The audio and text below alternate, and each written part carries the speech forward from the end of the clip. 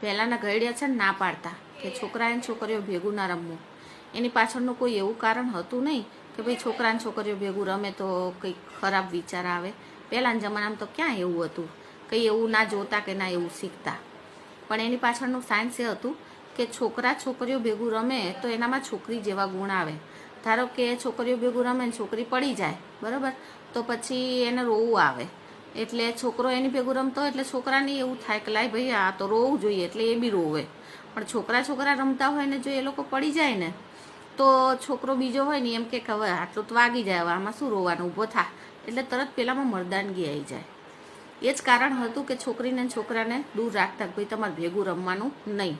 તો આજકાલ જે આ બધા ઇન્સ્ટાગ્રામમાં નથી આ એકાઉન્ટ ખોલી નકરા છોકરીઓ ભેગું વાતો કરે છે, તો એમની મેન્ટાલિટી બી છોકરી જેવી જ થઈ ગઈ છે. તરત બ્રેકઅપ થઈ જાય એટલે તરત એ પણ શું છે, મરદ બનો.